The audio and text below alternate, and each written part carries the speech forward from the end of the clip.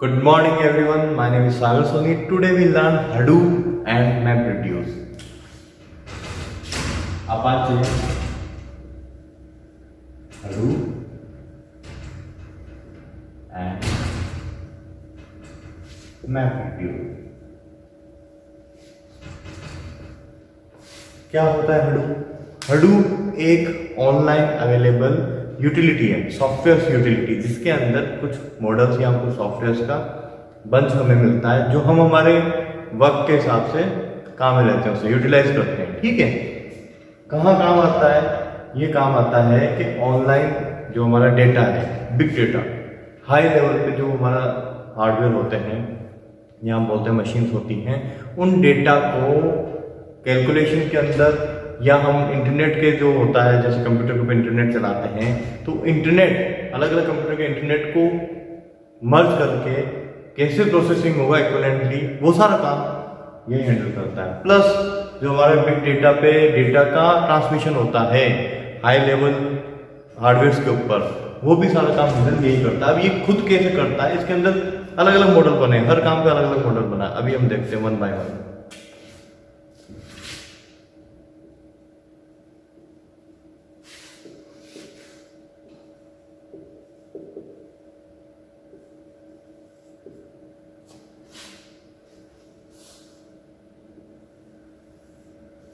Hadoop architecture की अगर मैं बात करूं तो इसमें नंबर 1 आएगा मैपरेड्यूस। मैपरेड्यूस एक मॉडल है इसका। सेकंड आता है हमारा Hadoop distributed file system, HDFS। Third आता है हमारा यार्न। फोर्थ आता है हमारा हडूप कॉमन। ठीक है, MapReduce number 1, it is used for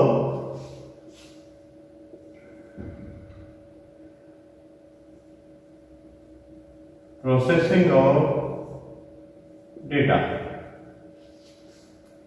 ठीक है, HDFC is used for data storage.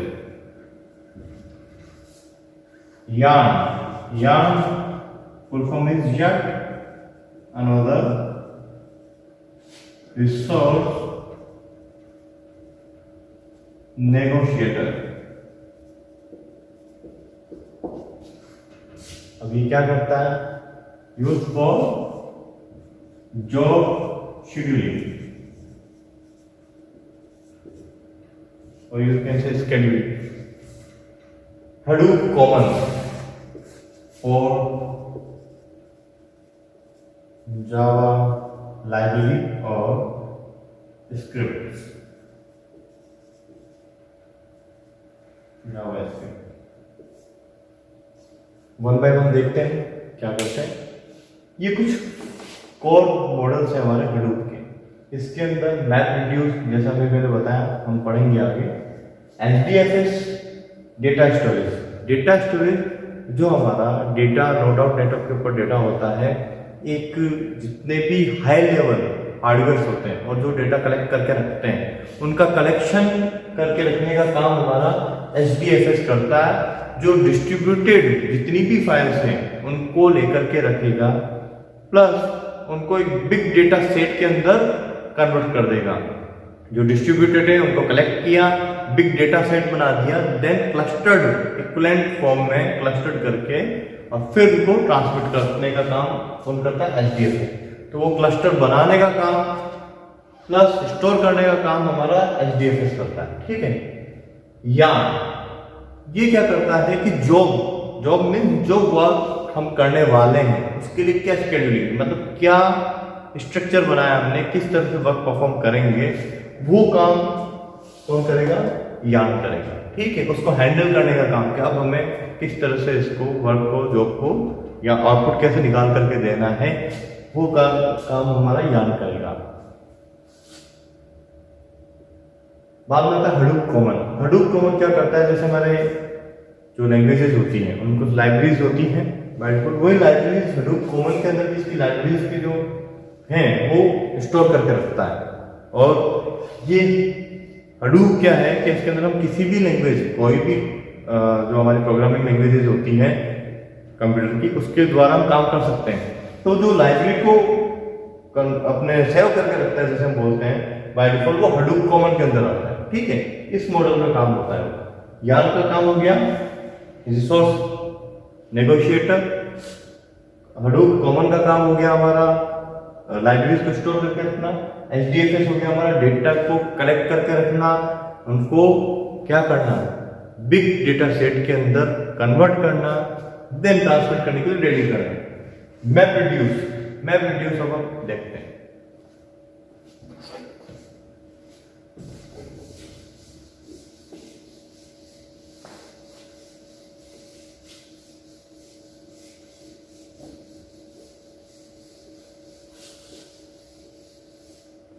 Map reduce एक नो डाउट एक मॉडल है जिसके अंदर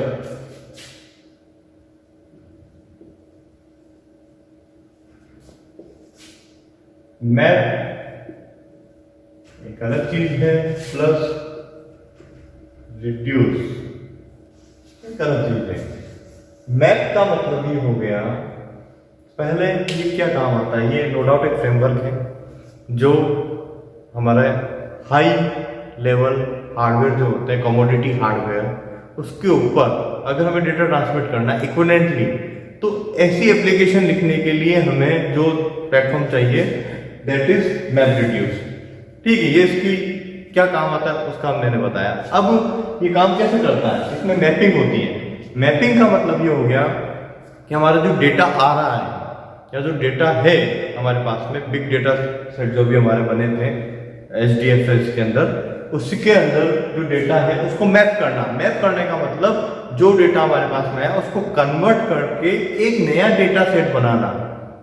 जो नया डेटा सेट बनेगा उसके अंदर जो पुराना हमारा था डेटा सेट वो रिपीटेड नहीं होगा, प्लस एक नया समूह बनेगा जो डिस्ट्रीब्यूटेड है, उसको हम एक जगह पे ला करके समूह बनाएंगे उसका, और उसके अंदर जो टेक्निक्स लगानी है वो यूज करते हुए हम एक नया डेटा सेट बना देंगे, नया पैकेट बना देंगे, जिससे कि हम इसको इजीली ट्रांसमिट कर सकते हैं इक्विवेलेंटली। वो काम हमारा कौन करता है, मैपिंग करता है, मैप कर देता है वो। और इसके अंदर ही मैपिंग के अंदर ही हमारा क्या होता है, की और वैल्यूज जनरेट होती है, की एंड वैल्यूज के थ्रू हम ये काम करते हैं। देन रिड्यूस, जब वो डेटा पैकेट या डेटा सेट बनकर के तैयार होता है नया कन्वर्जन के बाद में, हम उसके ऊपर रिड्यूस टेक्निक लगाते हैं। रिड्यूस टेक्निक लगाने से जो हमारा प्रोसेसिंग है वो फास्ट हो जाती है। ठीक है, कैसे, अभी मैं करके बताता हूँ। देखो, जैसे हम एक डायग्राम में समझ सकते हैं कि ये हमारा इनपुट है और ये हमारा आउटपुट है। ठीक, इसके अंदर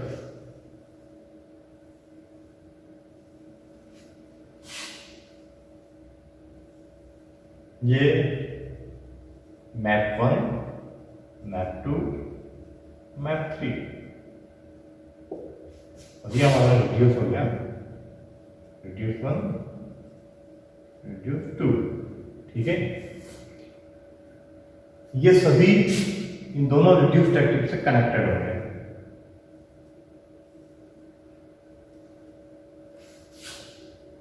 ओके, और फाइनली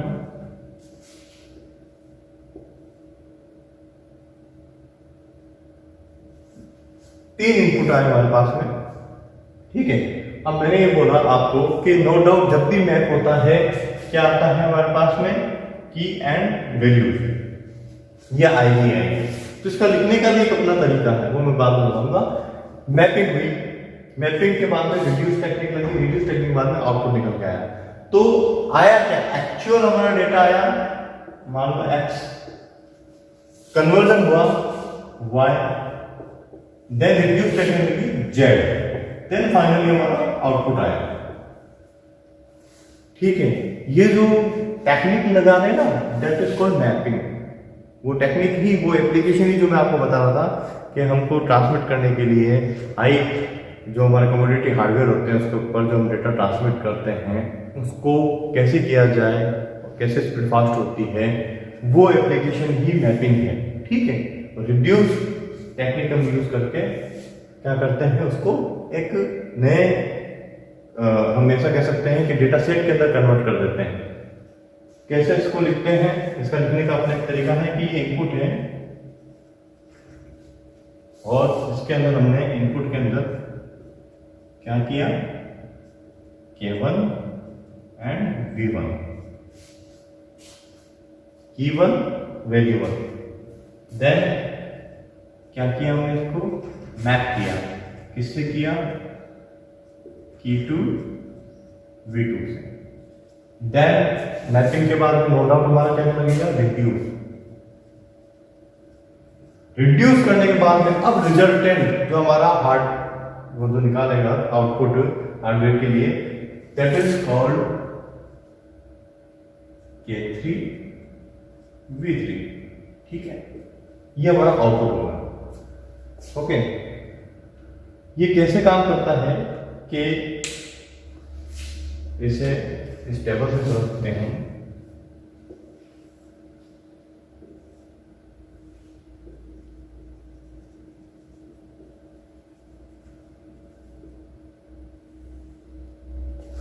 फर्स्ट नंबर पे हमारा आया, क्या दिया था हमने, K1 V1, K1 V1 दिया। आउटपुट में नो डाउट क्या आएगा, K1, और ये किस फॉर्म में आएगा, लिस्ट फॉर्म में। क्यों, क्योंकि हम यहाँ क्या कर रहे हैं, मैपिंग, और ये हमारा V1, ठीक है, ये निकल के आया। सेकंड नंबर पे अब हम इसको क्या करेंगे, रिड्यूस करेंगे। तो यहाँ पे रिड्यूस टेक्निक लगेगी और ये हमारा क्या हो जाएगा, K2 और लिस्ट V2, ये वही रहेगी, लिस्ट हमारे क्या हो जाएगी, कन्वर्ट होगी। डेटा इसके अंदर ये वैल्यूज पे हम काम करेंगे। तो रिड्यूस टेक्निक करने के बाद में ये हो गया लिस्ट V2। अब जो रिजल्टेंट निकल के आएगा वो आउटपुट हमारा क्या आएगा, K3 और V3। ये इसका एक प्रोसीजर है काम करने का, मैप रिड्यूस का। मैप रिड्यूस के द्वारा ही हमारे जितने भी कमोडिटी हार्डवेयर होते हैं उनके ऊपर जो डेटा ट्रांसमिट होता है हम उसको कंट्रोल करके रखते हैं, ठीक है। और हडूप, जैसा कि अपाचे हडूप एक यूटिलिटी है जिसके द्वारा ये करते हैं, उसके अंदर खुद के अपने 4 मॉडल मैंने जैसे आपको बताए थे वो होते हैं। उनमें ये एक मॉडल ये भी है और इसका जो वर्क प्रोसेसिंग है वो इस तरह से है। अब एप्लीकेशन क्या, इसके पीछे एल्गोरिथम लगी, एल्गोरिथम इसी तरह से काम करता है। डिपेंड करता है कि आप कौन सी लैंग्वेज यूज कर रहे हैं और किस तरह से आप उस पर एप्लीकेशन लिख रहे हैं, ठीक है। नेक्स्ट वीडियो में हम और कुछ देखेंगे।